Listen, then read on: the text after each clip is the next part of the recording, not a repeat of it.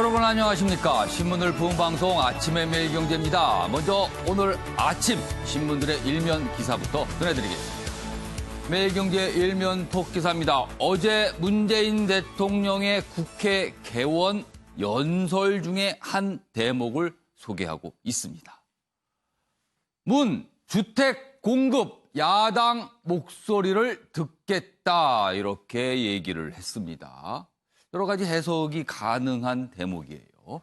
21대 국회 개원 연설 어제 했습니다. 최고의 민생 입법 과제는 부동산이다. 그러면서 공급 그리고 야당 이런 얘기를 한 겁니다. 과감한 공급 시사한 것으로 해석이 되고 있습니다. 그러면서 투기로는 돈을 벌 수 없게 하겠다. 이런 얘기도 강조했습니다. 다음은 동아일보입니다.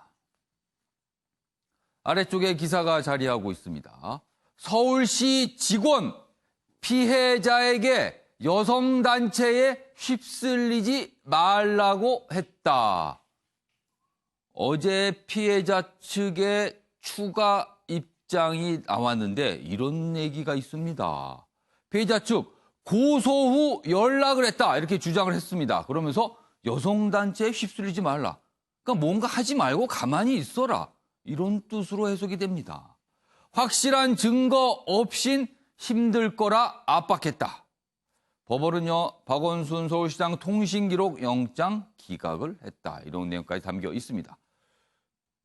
지금 일단 주장이지만요, 이 부분 좀 더 확인을 할 필요가 있고요. 만약에 확인이 된다면 이거는 심상치 않을 수 있습니다. 이번엔 조선일보입니다. 기사회생 이재명 경기지사 대법원 7대5로 판결이 났습니다. 7대5입니다. 면죄부다 이렇게 돼 있습니다. 그럼 지사직을 유지할 수 있는 겁니다. 친형 강제 입원 허위사실 공표 혐의죠. 2심 유죄 판결 뒤집고 파기 환송을 했습니다. 무죄 취지의 파기 환송입니다. 마지막으로 서울신문 보겠습니다. 윤석열 대권 지지율 이재명과 비슷해졌다. 그리고 3명 가운데 2명은 박원순 의혹 진상규명해야 된다. 서울신문 여론조사를 한 내용을 소개하고 있는데요. 차기 대선 주자 지지율 조사입니다. 여기 가운데 아주 사진과 함께 간략하게 요약되어 있습니다.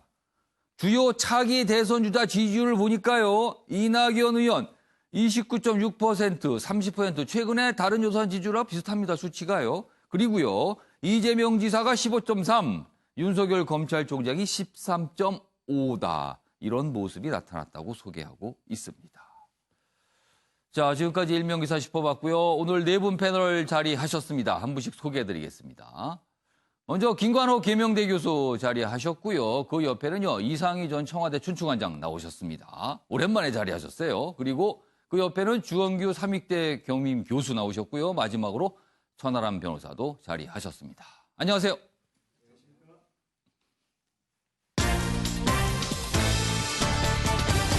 오늘 다룰 주요 이슈들을 정리했습니다. 아침을 여는 키워드 4가지가 화면에 준비되어 있습니다. 첫 번째 키워드는요.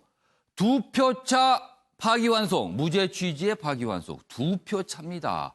7대5였죠. 만약에 7에서 1표가 달렸다면 6대6.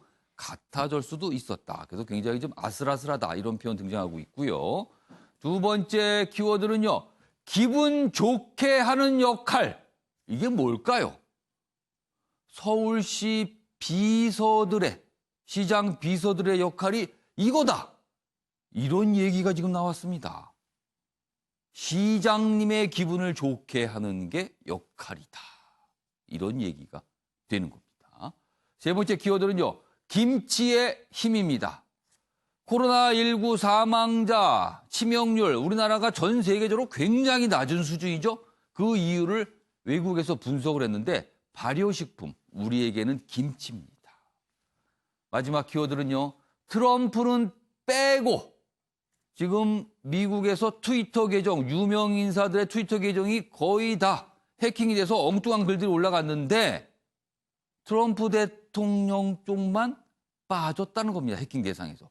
그래서 뭔가 혹시라도 있는 거 아니냐. 이런 기사도 준비돼 있습니다. 자, 그럼 아침엔 매일경제 본격적으로 출발하겠습니다. 첫 번째 이슈는요. 이재명 경기지사에 대한 어제 대법원 판결 내용. 앞서 일면 기사 전해드렸죠. 7대5의 결정이 나왔는데 그럼요. 먼저 저희가 영상으로 준비했습니다. 과연 과거에 어떤 대목이 문제가 됐었는지 과거의 토론회 장면을 준비했습니다. 보시죠. 형님을 정신병원에 입원시키려고 하셨죠? 저는 그런 일 없습니다. 왜 없습니까? 보건소장 통해서 하지 않았습니까? 그런 일 없습니다. 성남시 정신보건센터에서 아무런 문의나 검진도 없이 정신병자라고 판명했습니까? 어머니를 때리고 어머니한테 차마 표현할 수 없는 폭언도 하고 이상한 행동을 많이 했고 실제로 정신치료를 받은 적도 있는데 계속 심하게 하기 때문에 어머니, 저희 큰형님, 저희 누님, 저희 형님, 제 여동생, 제 남동생 여기서 진단을 의뢰했던 겁니다. 근데 저는 그걸 직접 요청할 수도 없는 입장이고 제 관할 하에 있기 때문에 제가 최종적으로 못하겠습니다. 시간을 아끼셔야 되겠습니다. 자, 2018년 당시 경기지사 후보 토론회에서 나왔던 저 장면이 이제 문제가 됐던 거죠. 과연 저게 허위 사실에 대해서 얘기한 것이냐, 뭐 아니냐, 뭐 이런 논란이 있었고 대법원까지 갔습니다. 자, 그럼 어제 대법원의 결정 내용 지금부터 좀 짚어보겠습니다. 7대5 불과 2표 차이다. 이재명 운명을 가른 공표 해석. 공표. 그러니까 여러 사람에게 뭔가를 널리 알리는 행위. 그 공표에 대한 해석에 다수 의견, 소수 의견 차이가 좀 어제 있었습니다. 내용 보겠습니다. 다수 의견에 따른 거죠. 다수 의견은 허위 사실 공표 아니다. 지금 방금 보신 장면 있죠? 그 장면이 허위 사실 공표라고 볼 수는 없다. 이렇게 판단을 한 겁니다. 여기 내용 좀 더 보겠습니다. 선거에선 표현의 자유 최대한 인정해야 된다. 그러니까 다수 의견이에요. 법적 처벌 공표행위 제한적으로 해석했습니다. 질문에 답변하는 과정에서 나온 발언이다. 허위를 적극적으로 말한 게 아니다. 다수 의견은 이렇게 판단을 한 겁니다. 그러면서요, 이런 설명도 있었어요. 토론 발언까지 법적 책임을 물으면 궁극적으로 민주주의 훼손 우려가 있다. 이런 설명도 좀 곁들여져 졌습니다. 반면에 소수 의견은 좀 다릅니다. 다음 보겠습니다. 다수 의견 7, 소수 의견 5입니다. 이 5에 해당하는 견해입니다. 2. 불리한 사실 숨겨 선거인 판단 그르쳤다. 반대 의견도 어제 팽팽했다는 거죠. 자, 무죄 판단 7명, 다수 의견은 뭐 표현의 자유 보장이 더 중요하다. 이렇게 돼 있습니다. 자, 여기 반대 의견을 낸 법관들의 의견 좀 더 소개돼 있어요. 아랫부분으로 가겠습니다.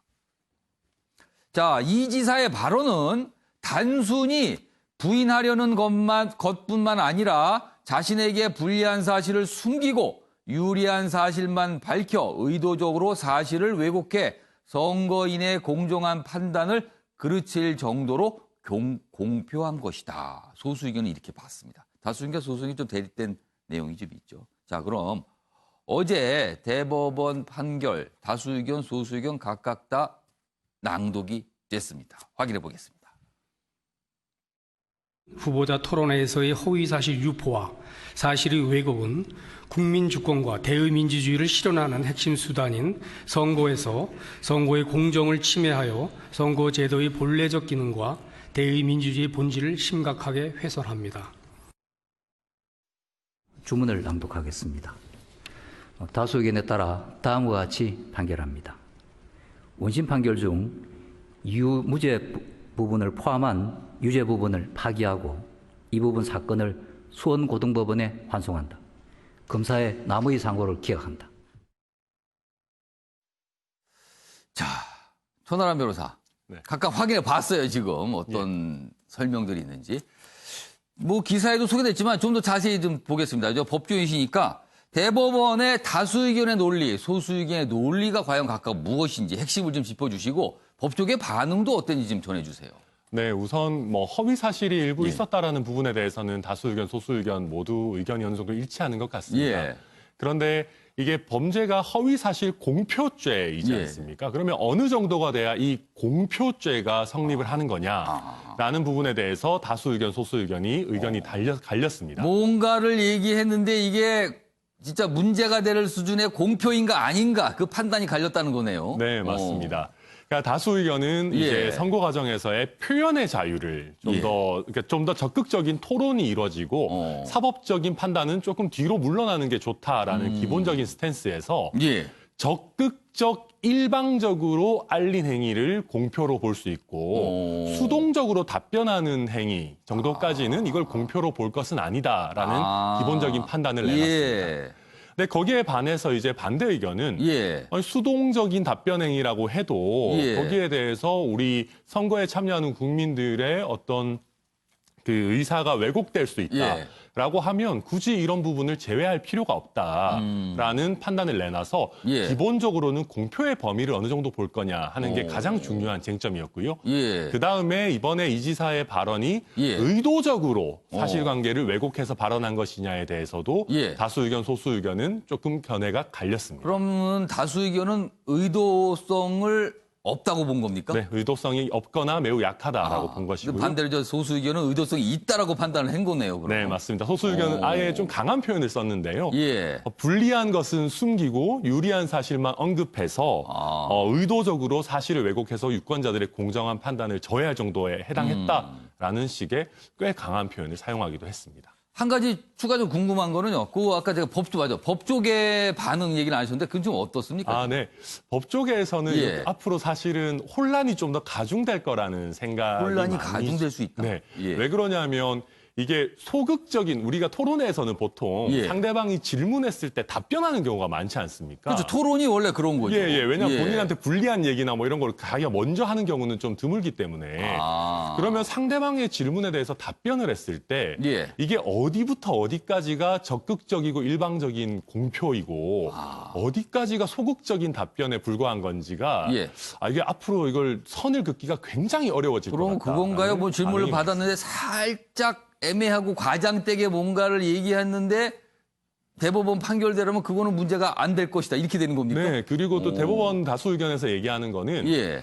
일부 사실관계를 좀 누락하거나 이제 얘기를 안 했다 하더라도 예. 거기에 대해서 법률적으로 공개할 의무가 없는 이상 그거에 대해서 문제 삼기 어렵다라고 했는데 예. 우리가 보면 대부분의 사실은 법률적으로 공개할 의무까지는 없거든요. 예. 그렇다 보니까 본인에게 불리한 사실을 다 좀 축소하고 은폐하고 하는 경우에 예. 허위사실 공표의 죄를 앞으로 묻기가 좀 어려워졌다. 이렇게 보입니다. 법조계에서 약간 그런 시가 있군요. 네, 그렇습니다. 추가 질문 하나 드릴 때 제가 뭘 질문 드리려냐면 어제 나온 표결 그 판단이 7대 5잖아요. 그럼 12명입니다. 대법관. 근데 원래 대법원 전원합의체는 대법원장 포함하면 14명 아닙니까? 네. 근데 12표만 나온 건 뭡니까? 2표는 어떻게 된 네, 겁니까? 회피를 하신 대법관들이 계세요. 한 분이. 네, 맞습니다. 네, 그리고 법원행정처장은 본래 전원 합의체에 관여하지 않기 때문에 예. 12분이 포결했습니다. 대법원장 같은 경우는 이런 대법원 표결을 안 합니까? 이런 경우. 대법원장은 포결을 하십니다. 예. 법원행정처장만 빠지시는 것입니다. 네. 그러니까 그럼 원래 14명이면 13분이 참여하셔야 되는데 예. 한 분이 회피를 하십니다. 한 분은 어제 회피를 한 거예요. 그러니까 네, 여기 맞습니다. 내가 참여하지 않겠다. 예, 그렇습니다. 그러니까 조금 뭐 민감해서 그런 걸까요? 아니면? 네, 본인이 이 부분에 또 관여를 기존에 조금 하셨다라는 부분에서 회피를 하신 걸로. 그래서 12명만 어제는 이 대법원 판결에 참여를 한 것이다. 네, 그렇습니다. 그래서 표가 12표가 나온 거군요. 예. 알겠습니다. 자, 이 사안과 관련해서 야당 쪽 약간 좀 비판적 입장을 내놓기도 했습니다. 어제 나왔던 야당의 반응 확인해 보겠습니다. 이재명 지사 대법원 판결은 어떻게 좀 판결문 더 보고 신중하게 답변을 하겠습니다. 이 정권 들어서 헌법재판소나 대법원 검찰들이 전부 편향성을 가진 분들로 많이 돼 있어서 이것도 그런 연장선상에서 나온 판결인지 아닌지는 법조인 출신 의원들이 중심이 돼서 저희들이 분석을 하고 당의 공식적 입장을 내도록 하겠습니다. 자, 일단 사법적 판단은 내려졌습니다. 그리고 지사직을 유지하게 됩니다. 그리고 무죄 취지의 파기환송이 된 거죠. 자, 이제 정치적인 쟁점들이 남아 있습니다. 보시죠. 다음입니다. 이재명 대권 행보 탄력. 이낙연 대세론 뒤집고 양강 체제로 가는 것인가? 그렇습니다. 이젠 대선, 대권 얘기를 이재명 지사와 함께 하는 상황이 됐습니다. 최근에 나온 지지율 조사 결과를 여기 좀 정리가 돼 있어요. 올해 2월만 해도요. 이낙연 의원의 지지율 28.8%, 그리고 이재명 지사는 5%대. 많이 차이가 났었죠. 자, 그리고 그 추세가 좀 당분간 유지가 되면서 4월 총선 뒤에는 이재명 지사의 지지율이 14.8, 15% 가까이 됐죠. 그리고 이낙연 의원의 지지율도 크게 올랐어요. 40%를 넘어갔으니까요. 그런데 그 이후에 뭔가 변화가 생깁니다.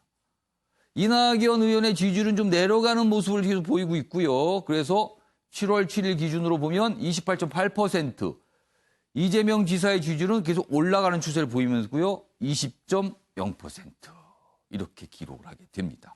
뭔가 점점 더 가까워지고 있죠. 그래서 양강 체제로 가는 거 아니냐 이런 분석이 나오고 있는 겁니다. 자, 그리고요. 이와 관련된 기사 하나 더 보겠습니다. 어제 대법원 판결이 나온 뒤에 이재명 지사가 어떤 입장, 본인의 뭐 소감 얘기를 했는데 이런 대목이 나왔습니다. 이재명, 정치적 외톨이지만 주어진 역할 다 하겠다. 스스로의 자기 상황을 외톨이라고 표현을 했습니다. 외톨이요. 당내에서 본인의 어떤 입지, 위상에 관한 얘기일 수 있어요. 경기 정치권 대체로 환영, 시장 군수협 정의 실현. 근데요, 뭐 어떤 기사에서는요, 민주당 내 당원 사이의 의견이 많이 갈라지고 있다. 그러니까 복잡해졌다는 거죠, 심경들이요, 지금. 그런 분석 기사도 있습니다.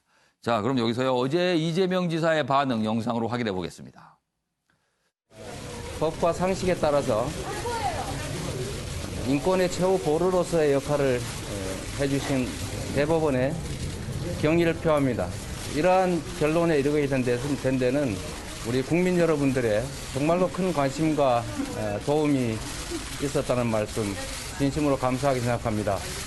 도지사로서 맡겨진 일을 좀 더 충실하게 하라는 우리 국민의 명령으로 알고 지금까지 해왔던 것처럼 도정에 더 충실하게 임해서 우리 도민들의 삶과 우리 경기도의 발전을 이끌어내는 성과로서 보답드리도록 하겠습니다.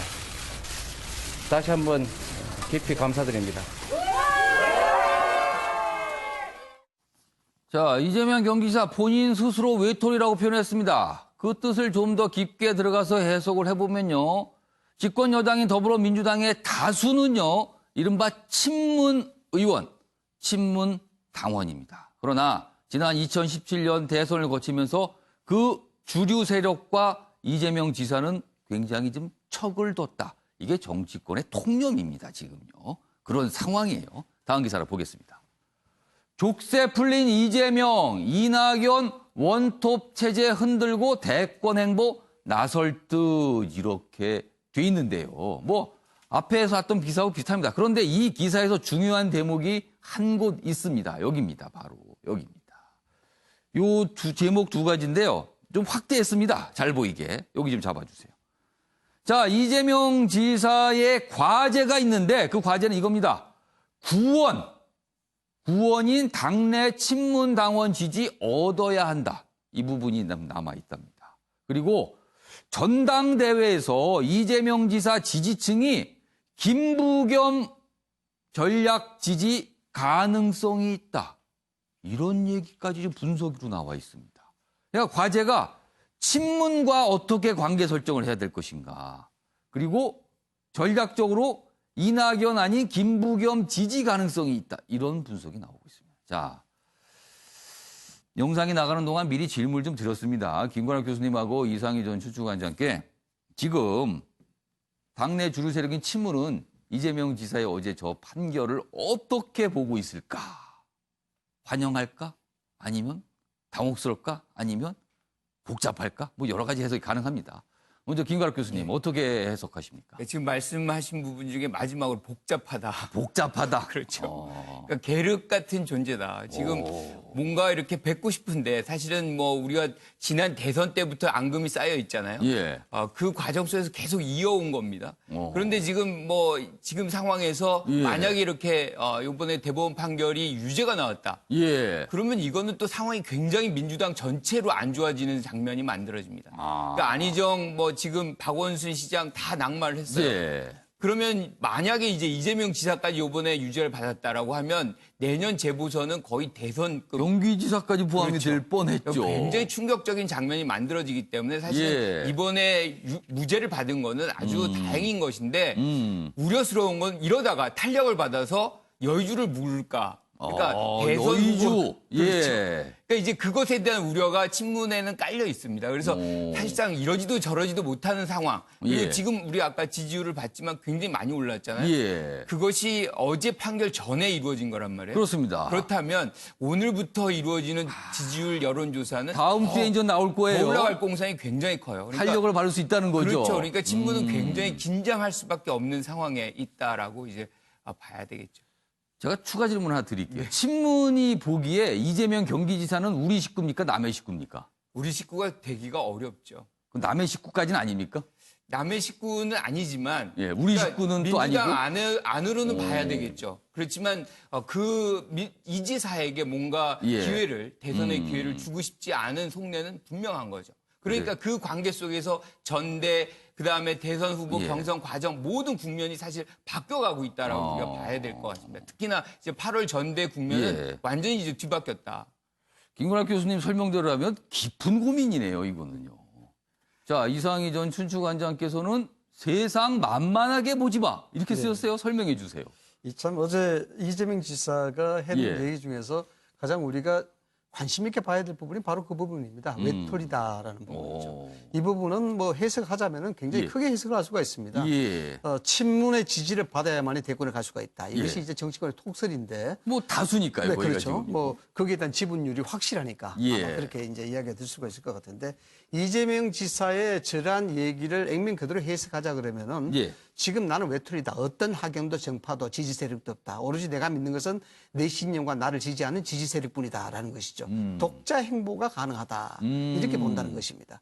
그래서 친문 진영의 지지자들의 입장으로서는 이재명 지사를 바라봤을 때 참 예. 여러 가지 복잡한 신경이 있겠습니다만 이렇겠죠. 팬덤과 팬덤의 대결이라 봐야 되겠죠. 이재명 지사의 팬덤 그리고 친문의 팬덤 이렇게 해서 결국 충돌이 아주 스파크가 일어날 수밖에 없는 그런 상황이 됐다라고 보는데 예.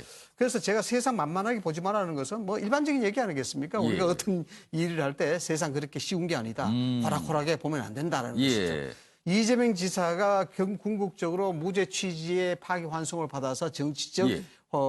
제기를 할 수 있는 그런 예. 발판을 확실하게 마련했지만 예. 그러나 당신이 우리의 지지를 받지 않고 또 우리와 어떤 각을 세우는 입장에서 된다 그러면 대권을 쉽게 바라볼 수 있겠느냐. 아직도 대권은 20개월이나 남아있다. 앞으로 많은 세월이 남아있다. 그 많은 세월 동안 우리가 가진 어떤 지지의 변화 이런 것들을 결코 무시해서는 안 된다. 결국 대권을 가는 길에 있어서는 그렇게 만만하게 당신의 철학대로 당신의 신념대로 그렇게 쉽게 갈 수 있는 길은 아니다라는 경고성 메시지가 이게 강하게 있다라고 봐야 되겠죠. 그러면은 그거네요. 해석을 좀 더 해보면 잘하는지 앞으로 계속 지켜볼 겁니다. 이 얘기를 하고 있는 거다. 이렇게 좀 보시는 것 같습니다. 뭐 잘하는지 지켜보겠다라는 건데 예. 일단 전체적으로 보면 이렇습니다. 민주당 입장에서는 이재명 지사가 저렇게 됨으로 인해서 흥행적 요소는 분명히 나타났죠. 뭐냐 하면 이낙연 의원의 소위 말해서 혼자만의 행진은 뭔가 재미가 없지 않습니까? 여기에 이재명 지사가 가담이 됐단 말이죠. 흥행적 요소가 있다는 거죠. 그런 측면에서 우리 김관옥 교수가 이야기했던 계력이라는 부분을 저는 인정을 합니다. 왜냐 그러면 이재명 지사를 완전하게 칠 경우 자칫하게 되면은 지금 뭐 170석 180석의 거대 여당이 됐습니다만 어쩌면은 그 이니시티브 즉 주도권을 뺏길 수도 있는 그런 우려가 있기 때문에 이재명 지사를 계속 소위 말하자 그러면 시체말로 달고 가야 되는 그런 입장에 있다는 것이죠. 그러나 한편으로는 과연 이 사람은 우리가 믿어도 될까라는 것입니다. 의구심. 네, 그렇죠. 여기에서 이 편이 좀 더 일반적인 언어로 표현한다면 이 사람이 우리 편이 맞는가라는 것이죠. 이런 측면에서 이재명 지사를 지속적으로 견제할 수밖에 없고 쉽게 내주지 않겠다라는 일반적으로 더 이야기하자면은 예. 뭐 어쩌면은 팬덤의 대기라고 제가 말씀을 드렸습니다만 예. 친문의 진영에서는 이재명 지사를 내칠 수는 없으나 대권까지 가기 위해서는 우리가 우리 사람으로 길을 들여가야 되겠다라는 것들이 분명히 내포가 돼 있다는 것이죠. 두 분 말씀 들어보니까 복잡하네요. 심경이 복잡하다는 거를 뭐 다양한 각도에 지금 설명을 해 주셨어요, 지금. 자, 주건규 교수님께는 이 질문을 드릴게요. 유권자 입장에서 이재명 지사 그동안 좀 보셨을 거 아니에요? 네. 보셨을 때 나타나는 장점과 단점 이게 보이더라. 어떤 걸 보셨습니까?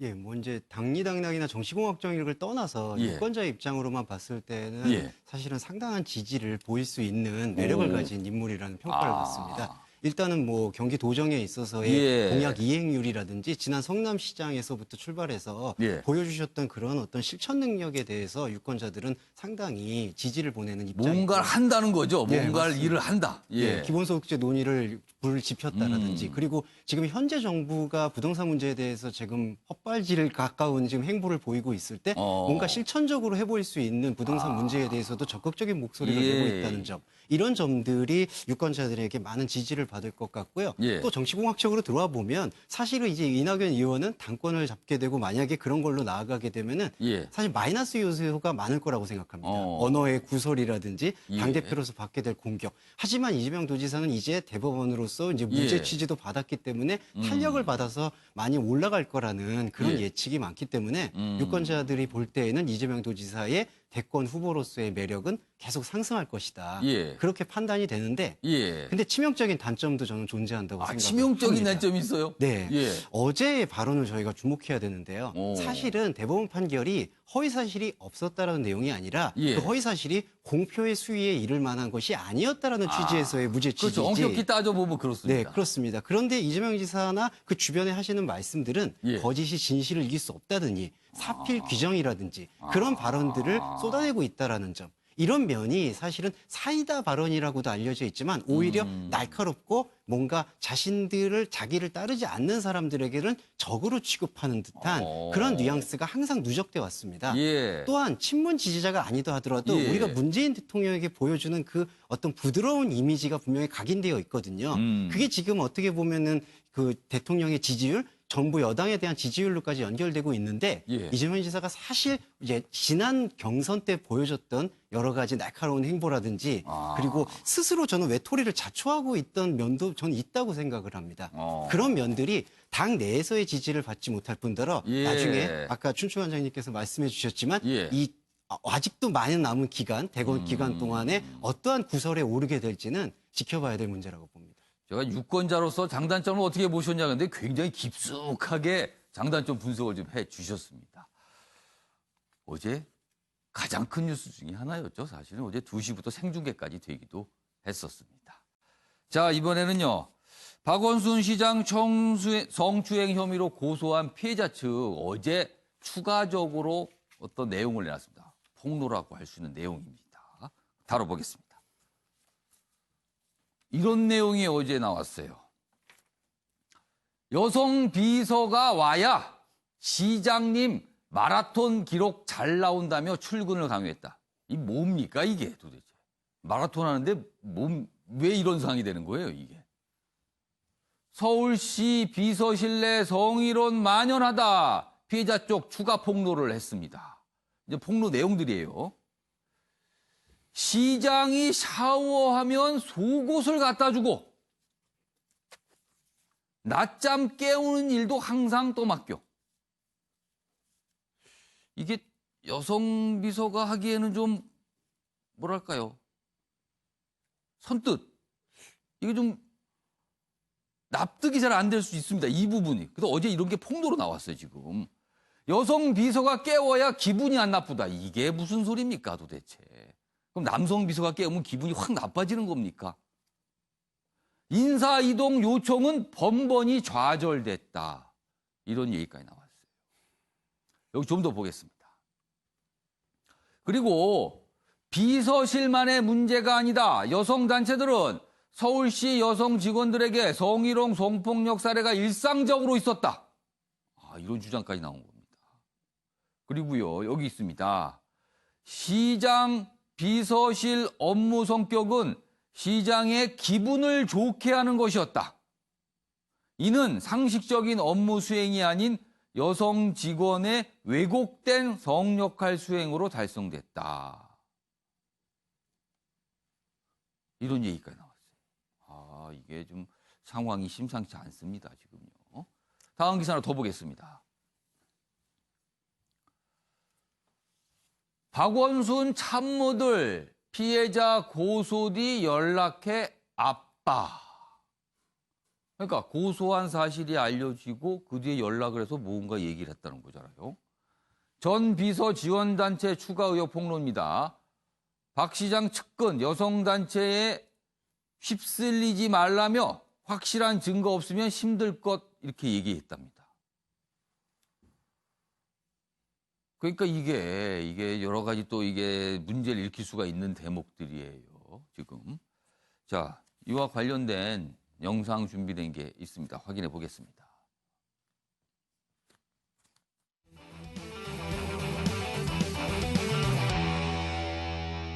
피호소인에 대한 근거 없는 비난을 멈추고 당사자의 고통을 정쟁과 여론몰이의 수단으로 활용하지 않을 것을 다시 한번 간곡하게 부탁을 드립니다.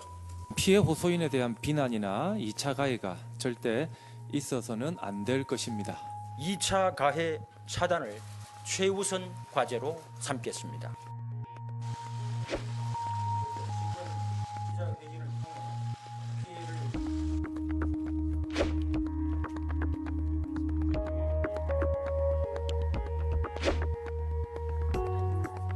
왜 그러면은 그 당시에 신고를 하지 못했나 저는 그것도 좀 묻고 싶어요. 4년 동안 그러면은 대체 뭐를 하다가 이제 와서 갑자기 이런 식으로 이 김재련 변호사와 함께 세상에 나서게 된 건지도 너무 궁금하네요.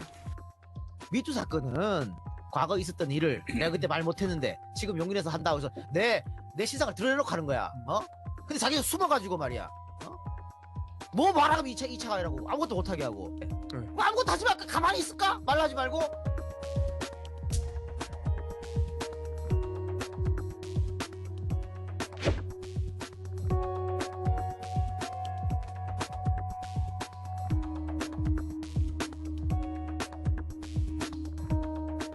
진실의 왜곡과 추측이 난무한 세상을 향해 두렵고 무거운 마음으로 펜을 들었습니다.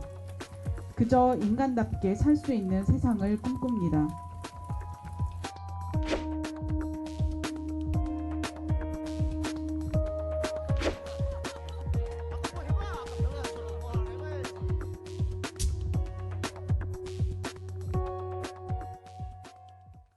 자, 관련 기사 하나 더 보겠습니다. 라디오 진행자 숨어서 미투 2차 가해 논란입니다. 이런 얘기가 나와서요, 지금. 유튜브서 미투는 신상은 드러내야 한다. 그리고요, 또 다른 어떤 방송 진행자는 왜 이제 와서 4년 동안 가만히 있다 왜 이제 와서 하냐. 이런 얘기가 또 구설입니다. 이게 무슨 얘기인지 모르겠습니다. 이런 얘기가 자꾸 나옵니다, 지금요. 자, 먼저 앞서서 봤던 기사가 있습니다. 김관학 교수님하고 이상희 전 춘추관장님은 추가 폭로 내용이 있습니다. 비서의 여성 비서의 역할이 무엇이다. 그리고 어떤 이렇게 하라는 얘기가 있었다. 김관학 교수님 보시기에 이건 무슨 상황입니까, 도대체 이게? 그러니까 양파한테 좀 미안한데 계속 나오는 것은 꼭 까도 이렇게 내용이 좀 더 이렇게 국민들이 받아들이기 어려운 내용들이 마구 나오는데 이거는 거의 영화에 보면 왕을 수발드는 그런 장면을 연상케 하는 거죠. 보통 우리가 이제 남자 공직자들은 공직자들은 수행비서라든가 가까이 하시는 분들 대부분 남자로 둬요. 그래서 이런 오해라든가 이런 것들 그렇죠. 그리고 수행비서의 업무라는 게 굉장히 체력적으로 힘들잖아요. 그렇지, 힘들죠. 그리고 여성이 하기에는 이제 남성과 같이 하기 어려운 조건들이 또 많은 부분이 있거든요. 그러니까 차량 이동도 마찬가지고 지금도 그렇고 이제 잠깐 이제 낮잠을 잘 수도 있고 그런 상황인데 이런 것들을 이제 여성들이 깨우게 하는 이런 장면이라는 거는 있을 수가 없는 거죠. 보면 서울시 지금 시장실의 조직 문화라는 거는 기본적으로 우리가 상상할 수 있는 그런 문화에서 완전히 벗어나 있다. 그러니까 지금 피해자한테도 그러한 역할들을 요구한다는 거는 이 지금 대명천재 이런 조직은 없어요. 근데 서울시가 뭐 젠더 특보라든가 뭐 특히나 뭐 여성 예. 위한 어떤 조직이라든가 뭐 활동들을 굉장히 많이 한다고 했는데 예. 내면적으로는 이러한 일들을 벌이고 있었다.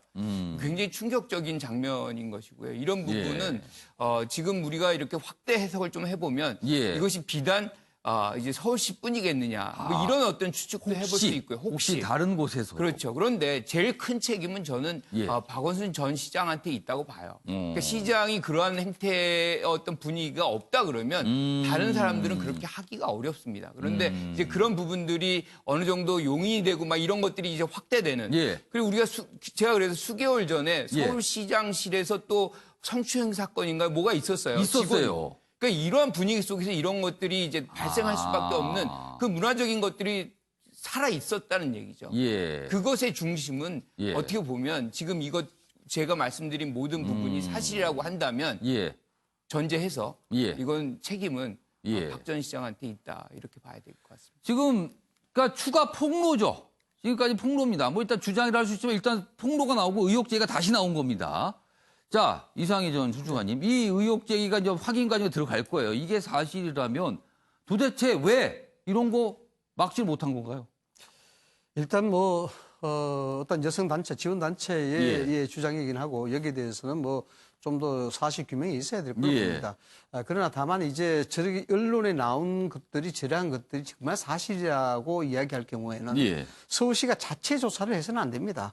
일단 그 이야기 나온 자체가 서울시가 자체 조사 자체를 우리 국민들이 나온다 하더라도 신뢰할 수 없을 뿐더러 또 저런 얘기가 사실이라 그러면은 서울시는 자체 조사에 의지가 없는 것이고 또 이 부분에 대해서 추가적인 충격을 최소화시키기 위한 본인들의 전략적 조치다 이렇게 이제 해석이 될 수가 있는 것이죠. 여기에 대해서 언론에 나온 대로 뭔가 추가적인 증거가 나와야 된다든가 또 기자회견에 대한 문제가 있다든가 등등의 얘기 자체가 피해자에게 상당한 압박감과 중압감을 줄 수밖에 없는 것이거든요. 우리가 일상생활에도 그렇지 않습니까? 어떤 얘기를 할 때 야 명확한 증거 있어, 증거 없으면 얘기하지 마. 이런 얘기하고 똑같다는 것이죠. 그런 측면에서 입을 다물어라는 어떤 무언의 메시지다 이렇게 보는 것인데 정말 뭐 다 앞에서 지적을 하셨습니다만 이게 60, 70년대에 나타나는 권위주의적 현상으로 봐야 되는 겁니다. 이게 시대가 거꾸로 돌아간다는 느낌은 없지 않아 지울 수가 없는 것인데 이런 얘기는 사실상 있을 수 없는 얘기들이죠. 지금 열가신 비서의 업무에 대해서 개인적인 얘기를 드려서 좀 그렇습니다만 저는 비서 쪽 관련 업만 25년 가까이 일을 했습니다. 기업에서도 비서실에 있었고요. 청와대에서도 비서실에 있었고 또 국회에서도 그랬었고.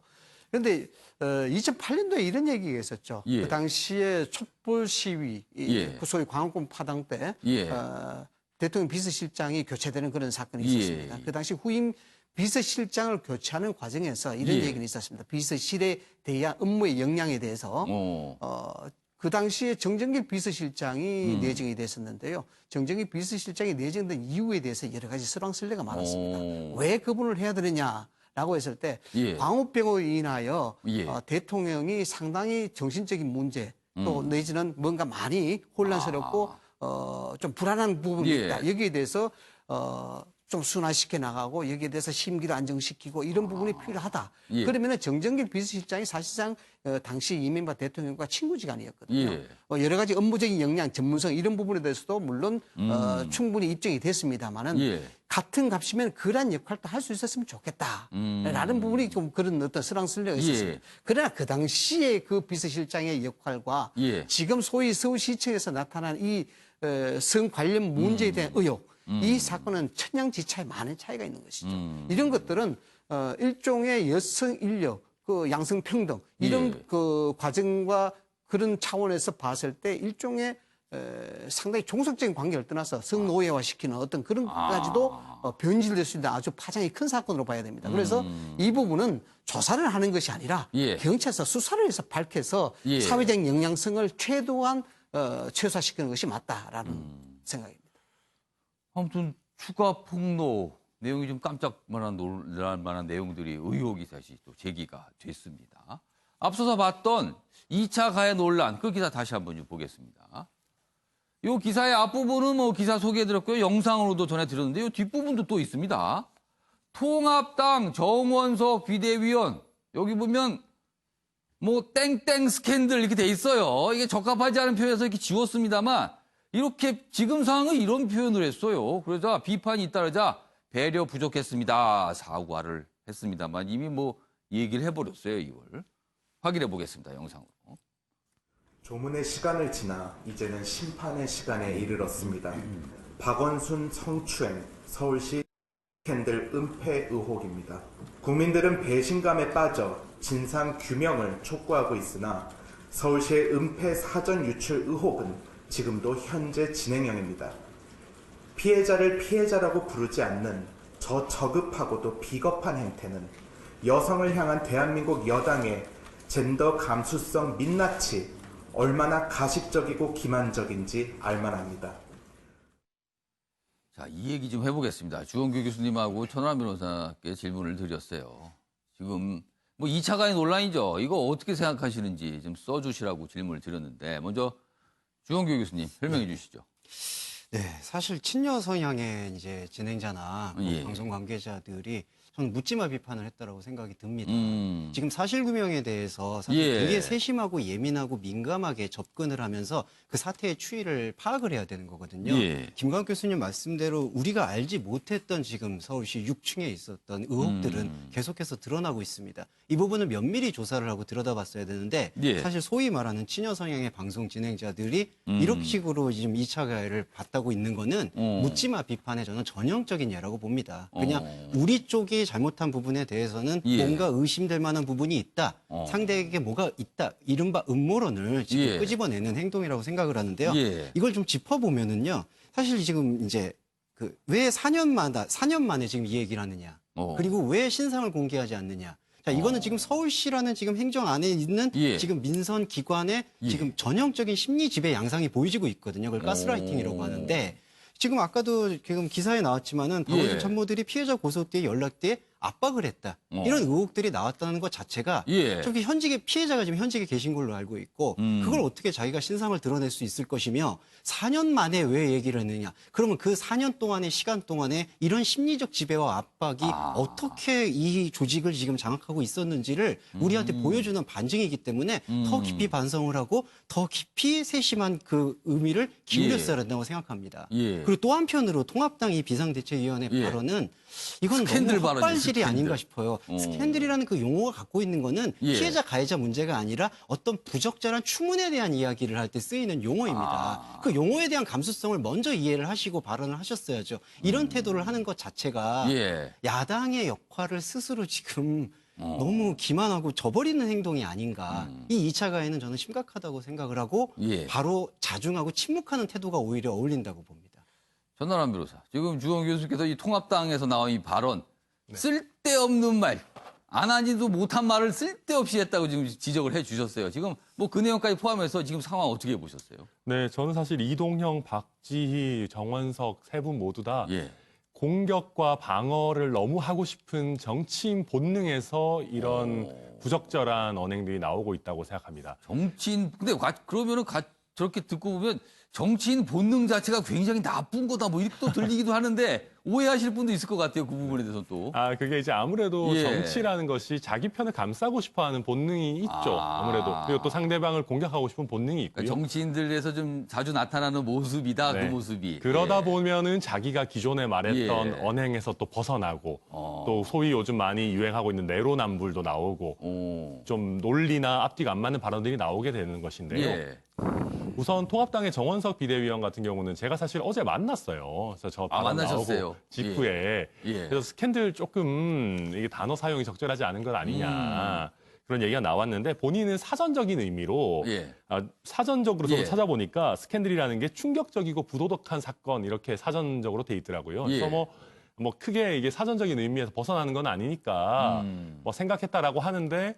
뭐 아마도 뭔가 이렇게 이슈가 될 만한 단어를 쓰고 싶은 또 공격을 하고 싶은 정치인의 그 무의식적인 본능이 있지 않았을까라는 생각이 들고요. 뭔가 표현을 좀 새롭게 쓰고 싶은 그런 생각이 좀 있지 않았겠는가. 있지 않았을까 게 저의 추측이고요. 그러나 뭐 비난이 엄청났어요 어제. 왜 이런 쓸데없는 말을 하냐고. 그래서 다행인 거는 재빠르게 그 비판을 수용하고 피해자에 대한 배려가 부족했다라고 사과가 했기 때문에 저는 뭐 하루면 지나갈 어떻게 보면 일일 수도 있다라고 보이는데요. 다만 저는 정원석 비대위원은 사실 정치인입니다. 그런데 저는 또 어떻게 보면 다른 의미에서 더 좀 문제라고 보는 것들은 우리 이동형, 박지 두 진행자분들은 친여 성향이다라고 기존부터 물론 알려는 쳐 있지만 엄밀히 따져보면 사실 시사방송 내지는 어떤 진행자의 지위에 있으신 거거든요. 그렇다라고 하면 아무리 본인의 진영이나 이렇게 좀 보호하고 싶은 마음이 있다 하더라도 좀 사회적으로 내지는 우리가 최소한 그 어떤 성범죄 피해자에 대해서 지켜야 되는 기존에 우리 어떤 선이 있지 않습니까? 그거는 넘지 않도록 주의를 해야 되는데 너무 지나치게 자기 편을 감싸고 싶다라는 방어 본능으로 정말 말이 되지 않는 이게 성범죄 피해자를 오히려 이렇게 공격할 때 제일 많이 나오는 얘기들이에요. 왜 본인은 숨어 있냐? 뭐 이 긴 시간 동안 뭐 했냐? 라고 하는데 사실은 저렇게 따져보면 미투 운동이라는 게 성립할 수가 없거든요. 그래서 오히려 이제 본인들이 납득할 수 있는 본인 진영에 피해가 안 가는 미투 운동이 나왔을 때는 거기에 대해서 굉장히 관대하다가 본인들의 진영에 관계된 게 나오니까 뭔가 앞뒤가 안 맞는 얘기들, 기존에 우리가 납득하기 어려운 얘기들이 나오는 거죠. 저는 너무 모든 것들을 정치인의 관점에서 보고 있는 게 아닌가. 그런 점이 참 좀 아쉽습니다. 그래서 이 근본 바탕에는 정치인의 본능이 너무 강하게 작용한 거 아니냐 이렇게 해석을 해 주셨습니다. 자, 이번에는요. 대통령 지지율과 관련된 기사도 오늘 꽤 많이 나와 있습니다. 내용이 보면요. 지지율이 좀 내려가는 흐름을 보이고 있거든요. 30대 그리고 여성 떠났다. 문 대통령 지지도 44%인데요. 조국 사태 이후 최저를 기록했다는 겁니다. 그래프를 한번 봐주시기 바랍니다. 리얼미터 여론조사인데요. 6월부터 지금 화면에 나타나 있죠. 그러니까 위가 파란색이 긍정평가, 그다음에 이 붉은색이 이제 부정평가. 그러니까 위에 파란색이 지지율이라고 볼 수 있죠. 지지율을 보시면 쭉 내려가고 있습니다. 여기 좀 거의 60%였잖아요. 그래서 내려가면서 지금은 44.1%. 그런데요. 중요한 대목은 한 주 전까지만 해도 그래도 긍정평가가 위에 있었고요. 부정평가가 아래에 있었다는 거죠. 근데 한 주 사이에 급격히 바뀌었습니다. 위아래가. 이 정도면 꽤 많이 벌어진 상태가 되거든요. 기사 내용 좀 보겠습니다. 요 그래프를 중심으로 이제 기사가 설명이 돼 있는데 5달 만에 데이드 크로스, 그러니까 부정과 긍정이 바뀐 거예요. 데이드 크로스라는 표현이 나옵니다. 부동산 문제 그리고 박원순 전 시장 관련 등 이 악재가 겹쳐서 그렇다 이렇게 해석이 돼 있습니다. 그리고 민주당 지지율도 5.5%포인트 떨어졌다. 그래서 통합당이 첫 5차 범인에 추격하는 모습을 보이고 있다는 겁니다. 다음 기사 하나 더 보겠습니다. 대통령 지지율 부정이 긍정을 앞섰다. 역시 뭐 같은 내용입니다. 여성 30대 여기 또 서울이 추가됐네요. 서울이 등을 돌렸다. 자, 그래서 뭐 같은 내용 쭉 있습니다. 뭐 역시 박원순 부동산 요 문제가 이제 주요 이유라고 꼽히고 있는데 요 아랫부분입니다. 중요한 거는요. 전문가들 분석인데 그럼 반등할 계기는 과연 앞으로 무엇이 있을까? 그거에 대해 분석을 해놨는데 남북 관계와 민주당 전당대회 요 시점이 뭔가 계기 내지는 변곡점이 될 수 있다. 이렇게 분석이 돼 있습니다. 요 지지율 얘기 좀 지금부터 해보겠습니다. 먼저 김건학 교수님.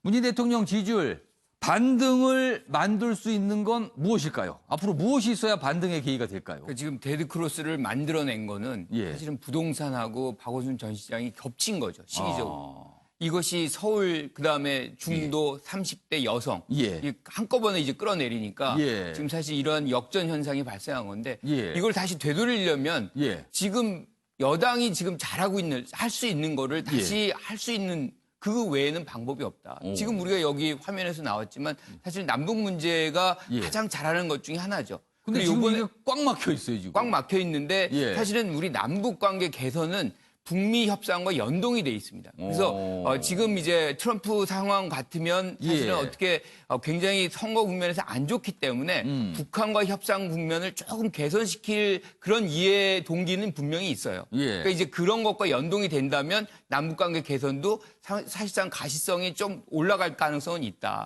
그리고 이제 지금 4.15 총선에서 가장 결정적으로 승인은 코로나19를 얼마나 잘 대처했느냐는 부분이거든요. 예. 이제 그런 부분들이 사실상 계속 유지가 되고 있는 것이 하나가 있고 그것이 지금의 우리가 얘기하는 무슨 이 뉴딜이라든가 뭐 이런 부분들이 있잖아요. 경제 활력이 어느 정도 이제 다시 예. 솟아난다면 그 자체로서도 약간의 어떤 긍정적인 효과는 발생할 수 있다 이렇게 보는 것이고요. 그런데 이제 전체적으로 우리가 보려면 예. 마지막 2년 남은 거 2년도 채 안 남았잖아요. 예. 저는 당도 그렇고 청와대도 정부도 그렇고 뭔가 새로운 일신하는 모습들을 좀 보여줄 필요가 있다. 그렇다면은 사람을 바꾸는 그렇죠. 건가요? 그러니까 정책도 그렇고 사람도 그렇고 선택까지 집중을 하고 예. 그리고 이제 인사적인 어떤 개편도 한꺼번에 좀 보여준다면 국민들이 다시 한번 좀 기대를 걸 수 있지 않을까. 그래서 전체적으로 한번 다시 검토하고 새롭게 만들어가는 과정이 없다면 예. 이 지지율을 반등시킬 상황이 가까이 오기는 쉽지 않습니다. 몇 가지 말씀하셨는데 남북 관계를 좀 풀어가는 부분 그리고 경제를 뭔가 좀 꿈틀꿈틀해서 좀 올라가게 하는 부분인데 이거 쉽지 않습니다. 말이 그렇지. 그러면은 현실적으로는 사람을 바꾸는 이른바 인적 쇄신 부분만 남게 되는데 그동안 사실 문재인 대통령 인적 쇄신 부분에서는 그다지 적극적이지 않았거든요. 그래서 어떻게 할지 모르겠는데 앞서 봤던 한겨레 기사 다시 한번 보겠습니다.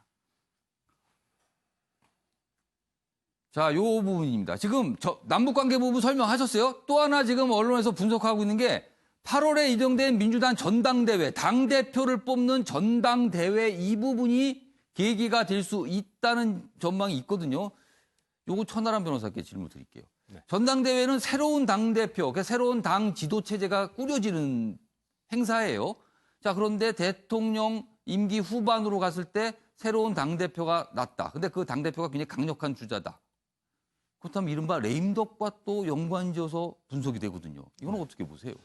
보통 그렇게 어떻게 보면 분위기 예. 쇄신이 일어나죠. 새로운 새로운 예. 대선 후보가 나타나서 기존 정권의 과오와 선을 그으면서 새롭게 본인의 이제 존재감도 보여주고요. 그러다 보니까 기존에 어떻게 보면 이미 지금 잡고 있는 정권에 대해서는 레임덕이 더 촉진되는 그런 예. 전력이 기존에 꾸준히 이어져 왔습니다. 예.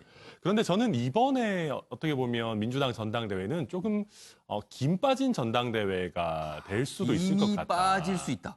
왜 그러냐면 아까도 말씀하셨지만 예. 문재인 대통령 지지율이 지금 여러 악재로 좀 떨어지고 있지만 예. 아직까지 팬덤 자체가 굉장히 강력합니다. 친문 세력이라는 것이 사실 당내의 핵심 그룹이고 전당대회에서는 서로 문재인 대통령을 비판하는 일은 아마 거의 없을 겁니다. 그리고 전당대회에 출마하는 인물들 자체도 이낙연 의원님이나 김부겸 전 의원 같은 예. 김부겸 전 의원 같은 경우에도 예. 이미 국민들께 알려진 인물이고 예. 이분들이 갑자기 기존의 문재인 정부의 노선이나 지금의 민주당 당권의 어떤 노선과 아주 차별화되는 이야기를 꺼내기도 쉽지 않을 것이거든요. 그러다 보면 오히려 친문 팬심을 서로 잡으려고 하다 보면 어떤 새로운 전환이나 어떤 컨벤션 효과가 나타나기보다는 예. 기존의 분위기가 그대로 이어질 가능성이 무슨 높다. 레임덕 이런 걸 언급할 시기가 아니다 지금 상황이. 네, 그런 저는 그렇게 말씀이시네요. 보고 그러면. 예, 맞습니다. 그럼 이 분석 아까 나왔던 전당대회가 계기다. 이거는 약간 빗나간 분석일 수도 있을 것 같습니다. 그 부분은요. 아무튼 지지율 상황은 좀 이렇고요. 그리고요. 앞서서 기사로 좀 전해 들었는데 어제 문재인 대통령이 국회를 방문했죠. 개원 연설을 했습니다. 그리고 개원 연설이 끝난 뒤에 국회를 떠날 때 벌어진 일이에요. 보겠습니다. 대통령상에 신발을 선진 50대 남성. 어제 본관 앞에요. 국회 본청 앞에서 있었던 일입니다. 그 신발 사진도 있는데 국회 본청 나서는 문재인 대통령에게 어떤 비난의 고함을 지른 다음에 신발을 던진 거예요. 맞지는 않았지만 경호 자체 이거 너무 문제 있는 거 아니야? 이거 허점 아니냐? 물론 지금 청와대의 경우가 이른바 열린 경호, 자연스럽게 물 흐르지 가는 경우 이런 걸 추구하거든요. 그러나 이런 모습 자체는 이건 경호에 문제가 있는 거 아니냐? 지금 이렇게 언론들이 좀 지적을 하고 있습니다. 이 관련된 영상도 준비했는데요. 보겠습니다.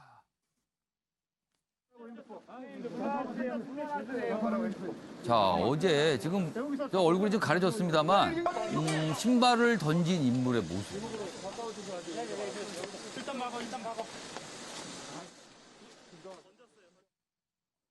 자, 지금 영상에는 소개가 안 됐지만요. 문재인 대통령이 본청 현관을 나서는 모습이 쭉 있고요. 그러다 옆에서 왼쪽에서 고함 소리가 들립니다. 그러면서 뭔가 신발이 떨어졌고 이런 모습이고 그 위에 지금 방금 보신 장면들이 나왔습니다. 자, 이상희 전 주주관장께 질문 드릴게요. 이거 좀 경호가 허술한 거 아닙니까? 아, 문제 있죠. 예. 국회에서 이게, 지금. 이게 만약 우리가 뭐 그렇게 예. 상상을 크게 할 필요는 없습니다만 신발이 아니면 다른 거였으면 어떻게 했을까? 이런 부분을 생각을 해봐야 됩니다. 예. 이건 어떤 진영 간의 논리를 떠나서 예. 신발을 던진다는 것은 뭐 신발에 대한 개념이 여러 가지 줄 수가 있겠습니다만 일종의 모욕적 상징이거든요. 뭐 그런 상황에서 상당히 참 보기가 좀 좋지 않았다. 그러니까 국회를 방문한 상황에서 뭔가 연설 마칠 가능성이 벌어진 그렇죠. 일이 굉장히 불미스러운 일입니다. 그렇죠. 이거는요. 통합당 원내 지도부의 방침도 예. 대통령의 개원 연설에 있어서 기립을 해줬었거든요. 예. 일종의 최소한의 예의를 지켜줬다고 봐야 됩니다. 예. 물론 뭐 시민의 어떤 표현 이런 부분들을 결론적으로 또는 뭐 부정적으로 예. 그렇게 우리가 예단을 할 수는 없습니다만은 예. 일단 경호적 차원에서는 대통령이 아니고 국민이 아니고 대한민국이 아니라고 봐야 되는 그렇죠. 것입니다. 이건 진영 논리로 이야기가 될 수 있는 예. 소지가 아니죠. 그런 측면에서 경호는 상당히 문제가 있다고 봐야 되는 것이고 실질적으로 우리가 뭐 군을 이야기할 때 예. 경기에 실패하는 것이 전투에 실패하는 것보다 더 무서운 것이다라고 이야기하지 않습니까? 마찬가지입니다. 저도 청와대 경호에 근무를 해봤습니다만 예. 경호는 티끌만큼도 용서하지 않습니다. 이런 부분에 대해서는 아무리 낮은 경호, 뭐 예. 열린 경호를 한다 하더라도 대통령 안위가 국가의 안위와 직결되기 때문에 이런 부분에 대해서는 단 하나의 실수도 있어서도 안 되는 부분이고 예. 더군다나 통상적으로 국회 이 오픈된 공간에서의 경호는 사전에 동선 체크라든가 사전에 위험물이라든가 이런 예. 것들을 다 조사를 하고 여기에 대해서 위험 요소를 다 드러내거든요. 그것이 일반적인 건데 어떻게 이렇게 자유롭게 신발을 던질 거리에 이런 사람들을 방치를 해놓았는지 이런 부분들은 실질적으로 경호 쪽에서는 그냥 예. 이걸 그냥 넘어갈 부분이 아니고 예. 자체적으로 철저히 수사를 해서 이 부분에 대해서는 상당히 어떤 징계 조치라든가 이런 후속 조치가 좀 따라줘야 될 부분이다 이렇게 봅니다. 그러니까 어제 생각지도 못한 이런 일이 벌어진 거예요. 그래서 좀 여러 가지 논란이 좀 됐었습니다. 자, 이번에는 사회 분야 기사로 좀 넘어가겠습니다. 소방관. 우리의 소방관들이 어떤 처지에 있는가? 뭔가 좀 단적으로 좀 보여주는 내용 같기도 합니다. 이 얘기는요, 주홍규 교수님께서 좀 설명을 해주면 좋겠는데, 먼저 기사부터 좀 소개해 드리겠습니다. 코로나 소방관, 왜 호텔 조식 도둑이 됐나? 이 무슨 소리예요, 이게? 왜 소방관이? 그러니까 코로나 파견 업무 때문에 공항으로, 인천 쪽 공항으로 파견이 됐어요. 그쪽에 이제 업무가 생겼으니까요. 그래서 소방관 12명이 왔는데 공항 근처에 숙소에 묵은 겁니다. 그런데 예산이 부족해 급하게 숙소를 찾다 보니까 가격이 싼 무허가 숙소에 묵게 된 거예요. 근데 그 무허가 숙소가 위치한 그 건물이요. 위쪽에는 무허가 숙소, 아래쪽에는 정식 호텔이 있었던 겁니다. 근데 이 소방관들 모르죠. 그냥 그 건물이니까 숙소인지 안다. 그리고 내려가 보니까 식당이 있어요. 조식 뷔페가. 밥을 드신 겁니다. 그 호텔 건 줄 알고. 아래층에 있는 무인 호텔 식당을 이용했다. 그런데 나중에 보니까 이 호텔 쪽에서 뭔가 이렇게 음식량이 많이 빠져나가더라. 이거 좀 손님 숫자에 비해서 뭐가 이상하다고 보니까 문제 제기를 한 거죠. 그래서 소방관들 호텔 식당인 줄 몰랐다. 그래서 개인 사비를 모아 식자재비 배상을 했다는 거예요. 그런데 그럼 왜 문제였나? 하루에 이분들에게 책정된 돈이요. 2명에 5만 원이었답니다. 2명에 5만 원. 그럼 한 사람당 2만 5천 원이에요. 이걸로 밥 먹고 숙소도 해결하고 뭐 이러라는 거예요. 하루 출장비 2만 원이 나온 참사다. 그런데 이 호텔, 그러니까 문제를 제기했던 이 호텔은 하루 숙박비가 11만 원에서 21만 원이랍니다. 뭐 어떡하라는 겁니까? 그러면 이거를. 주홍규 교수님, 이게 무슨 상황입니까, 이게? 좀 말이 안 나오는 참 가슴 아픈 일입니다. 예산이 없어 그랬답니다. 예. 이것도 전북에 계신 소방본부에 있는 공무원분들께서 예. 지원을 나오신 거거든요. 예. 인천공항으로. 그거는 긴급사태 아니겠습니까? 올해 자체가 사실 코로나 사태로 인해서 긴급사태를 맞이하고 있는 부분인데 예. 이건 중앙자치에서 예산이 편성이 아직 안 됐다 그러고.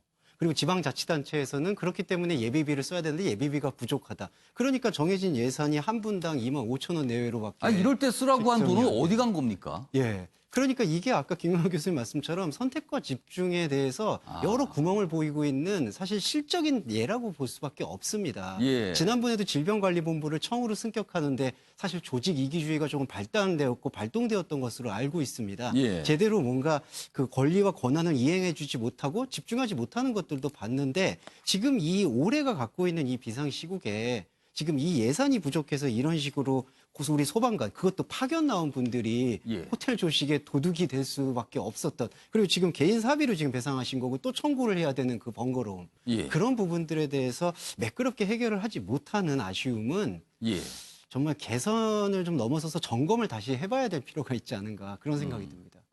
아니 이분들 파견까지 나와서 자기가 근무하지 않았던 곳에서 지금 어려운 일을 하고 계신 분들이잖아요.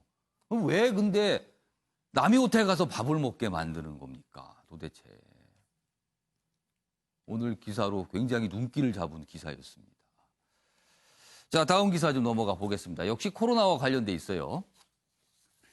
프랑스 연구팀 한국 코로나 사망자 적은 건 김치 덕분이다. 김치요. 김치 얘기하면 과거에 사스 때도 김치 얘기가 좀 상당히 나왔었죠? 다시 나왔습니다. 발효 배추가 바이러스 차단제 역할이다. 당장 아침 식단에 포함시켜라. 이렇게 연구팀이 얘기했답니다. 당장 절인 배추를 드시라. 김치를 사 드시면 될 것 같네요. 절인 양배추를 먹는 독일도 사망률이 낮다. 뭔가 공통점이 있다는 거죠, 지금? 2003년 사스 때도 예방 효과가 있다. 이런 얘기가 나왔습니다. 김치 얘기가요. 자, 요 기사 부분 좀 더 좀 보겠습니다. 한국과 독일에 관해서 자세히 설명이 돼 있어요. 어떻게 다른지, 다른 나라들과. 자, 한국과 독일의 누적 확진자는 16일 기준 각각 13,000여 명, 그리고 20만 1,000여 명에 달했지만 사망자는 300명, 우리나라 300명 안 됩니다, 지금요. 그리고 독일은요, 10,000명이 안 됩니다. 9,000명 넘었지만요. 상대적으로 적은 숫자예요. 두 나라의 치명률, 그러니까 확진자 대비 사망자 숫자는요, 각각 2.14%, 4.5%인데 절인 배추가 주식으로 없는 이탈리아 14% 넘어갔습니다. 스페인 10% 가까이 갔고요. 영국 15% 넘었습니다. 비염은 상당히 낮은 겁니다. 이런 얘기가 있어요. 김치의 효능이 아닐까 조심스럽지만 추정이 되는 대목입니다. 김구학 교수님 하실 말씀 있으세요? 듣기 싫지는 않네요, 일단. 일단 우리 김치가 뭐 쌌을 때도 그때 그랬잖아요. 이제 김치가 이제 효과가 있다고. 근데 저는 모든 국민이 어떤 식으로도 매일 조금이라도 드시죠, 김치는. 그렇죠. 그러면서 이제 절인 배추 먹는 독일까지 이제 같이 포함시켜가지고 뭔가 그럴듯하게 얘기를 하고 있지만 저는 이 부분이 그렇게까지 중요하지는 않다고 좀 덜 과학적이다 이런 느낌을 느껴져요. 뭔가 아마 통계적으로 따져본 것 같기도 그렇죠. 해요. 근데 이제 사실 우리가 방역 활동에 집중을 많이 했잖아요. 그러니까 개인 방역하고 마스크 잘 쓰고 손 소독하고 거리두기 하고 그리고 국가 차원에서도 얼마나 소독을 많이 합니까? 그런 어떤 방역 활동을 어떻게 했느냐가의 기준을 두고 이것을 평가를 해야지 단지 김치를 먹어서 이렇게 됐다라고 한다면 김치 이제 전혀 안 먹는 이제 중국 같은 경우도 지금 많이 잦아들었잖아요. 그런 부분은 어떻게 해석할 수 있는지. 그러니까 이 연구의 주제는 이거군요. 사망자 숫자와 지역별 식생활이 어떻게 관계가 있을까 이걸 따져보는데 독일과 우리나라 보니까 여긴 절인 배추를 먹는 나라더라. 이렇게 결론이 나왔다고 합니다. 아무튼 뭐 김치 뭐 좋죠. 많이 먹으면. 그 얘기입니다. 결국에는요. 자, 이번에는요. 미국이 지금 발칵했습니다. 트위터가 해킹이 됐기 때문인데 그 얘기 좀 해보겠습니다. 동시다발 트위터 해킹, 오바마, 빌 게이츠, 머스크 엄청난 인물들의 트위터인데 해킹이 됐다는 겁니다. 유명인 계정에 사기 메시지가 떴는데 해커들이 트위터 내부망으로 침투해서 돈을 보내달라. 그럼 뭐 2배로 돌려주겠다. 뭐 어디에 쓰겠다. 이런 글들을 그냥 올린 거예요. 해킹을 해서. 피해 계정 대부분 근데 보니까 반 트럼프 인사더라. 공통점이 있다는 겁니다. 반 트럼프 인사더라. 다음 기사 보겠습니다. 오바마, 빌 게이츠 등 유명인 트위터 계정 수백 개 해킹. 누가 왜 했을까? 모릅니다. 그러나 뭔가 짚이는 게 있다는 거죠, 지금. 여기 보면 트럼프 대통령 트위터 많이 하기 유명한데 여기는 아무 탈이 없답니다. 그리고 공화당 인사들 트위터 계정도 아무 탈이 없답니다. 민주당과 좌파만 손댔다. 이런 추측에 관리자 매수설까지 나오고 있다. 이겁니다. 요거 김구락 교수님한테 짧게 좀 질문 드릴게요. 그러니까 저는 이게 뭡니까 이거? 무슨 상황입니까 이거? 그러니까 정치적으로 해석을 이제 하고자 하는 그런 의도가 사실은 이 부분만 있는 것 같은데 전 다이하드란 영화 있잖아요. 거기 보면 테러 집단이라고 본인들이 얘기를 해요. 그런데 사실상은 그냥 돈 받으려고 하는 그런 거였거든요. 지금 저는 이것도 결국엔 돈을 벌으려고 해킹하는 그런 차원이지. 근데 왜 트럼프 대통령 거는 안 했을까요? 그거는 저도 잘 모르겠어요. 그런데 해석은 좀 어렵지만 어쨌든 돈의 목적이 더 있는 것이지 여기서 정치적인 어떤 색깔 그리고 비트코인 옹호론자 아니냐라고 얘기하는데 사실 비트코인을 보유한 사람한테 뺏은 거잖아요. 그렇게 되면 어떻게 보면 모순되는 것들이 있기 때문에 저는 그런 다른 여러 가지 억측이라고 생각을 하고 단순히 돈을 어떻게 해서 이제 뺏고자 하는 그런 차원에서 이런 해킹이 된 것이고 특이한 거는 과거는 이제 해킹이 사실 암호를 이제 뺏어가지고 하는 건데 이거는 관리자 권한을 받아가지고 했다는 거 아니에요? 뭔가 그러니까 내부에 있다는 들어갔다는 건데 그러니까 지금요. 그거는 굉장히 흥미로운 부분이 있는 것 같아요. 자, 주건 교수님. 근데요, 사실 트위터, 트럼프 대통령과 사이가 나빠요. 페이스북도 여러 가지 얘기가 있었는데 트럼프 대통령이 뭐 거기에다 트위터 쪽에서 뭐 경고장을 붙이고 이래서 굉장히 사이가 나쁜데 하필 트위터가 해킹이 됐고 트럼프 대통령은 뺀 나머지 유명인들께 해킹됐다. 이거 글쎄요. 이게 억측일까요? 어떨까요? 이게. 그러니까 예단할 수는 없겠지만 현대 지금 SNS 계정의 공격 경향을 보면은 테러리즘 아니면은 사회공학적 접근으로 보이거든요. 사회공학적 접근이라는 것은 그 시스템을 사용하는 사람의 취약점을 이용해서 공격하는 행동입니다. 그러니까 만약에 요번에 내부자 관리가 들어가서 이 트위터가 해킹된 거라면은 그런 어떤 사회공학적인 오바마나 빌 게이츠나 약간 그 미국에서는 민주당이나 좌파의 성향을 보이는 사람들을 접근해가지고 해킹했다라는 그 가능성도 배제를 할 수가 없기 때문에 그 내부자 단속에 대해서는 충분히 있어야 되고요. 상당히 심각한 거는 지금 비대면 시대에서 저런 어떤 SNS상의 이 현상들이 정치나 경제적으로 미칠 파급력이 엄청납니다. 그렇기 때문에 진상조사가 먼저 좀 필요한 부분은 아닐까. 어떤 가능성도 배제해서는 안 된다고 생각을 합니다. 지금 뭐 일단 반 트럼프 인사 위주로 해킹을 당했다는 부분이 눈길 잡지만 이 부분도 있어요. 자, 소셜 미디어 보안이 취약하다는 게 입증이 된 거잖아요. 이렇게 뚫릴 수 있다라는 거. 그러면은 사실 트위터 통해서 여러 가지 소식들이 전파가 되는데 가짜 정보 퍼뜨릴 우려가 더 커졌다. 이런 걱정도 지금 미국 내에서 나오고 있습니다. 그래서 굉장히 심각한 상황으로 받아들여지고 있다는 겁니다. 자, 마무리하겠습니다.